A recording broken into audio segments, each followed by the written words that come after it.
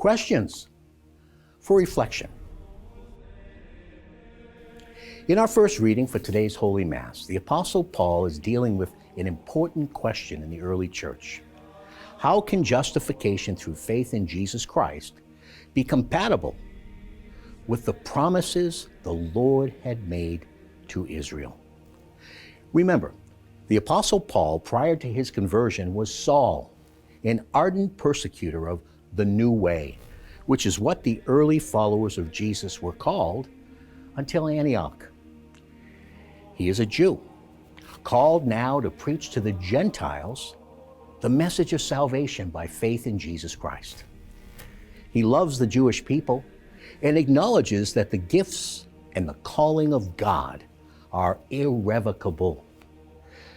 But he underscores in all of his teaching that the Lord's loving plan to reach out through Israel to all the nations is now accomplished in Jesus Christ.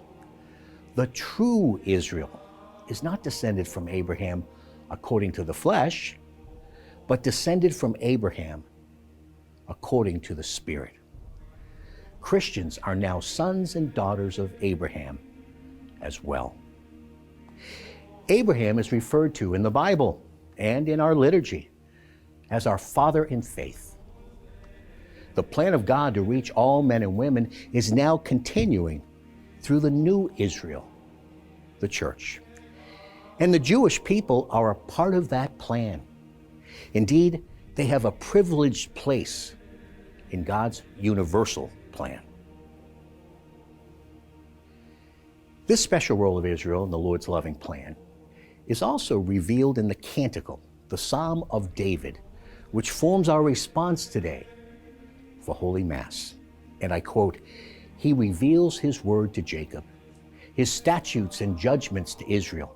For no other nation has he done this. No other has known his judgments," end quote. God chose Israel to reveal himself for all the nations. In the Gospel for today's Holy Mass, we hear of one more confrontation between Jesus and some of the leading Pharisees. Jesus was invited to one of their homes to share a meal, or so it seemed. The real reason was so they could observe his behavior. They wanted to catch him. Already blinded by their own spiritual pride, they determined to catch him working on the Sabbath. And their intent was to turn the people against him and to undermine his messianic mission.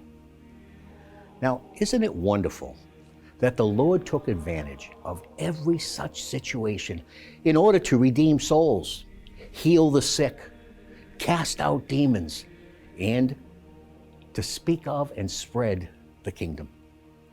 Not only does he heal the man with dropsy, he confronts the blindness of the Pharisees with the hopes of opening their eyes so that they can see who he is and have the scales fall from their spiritual eyes.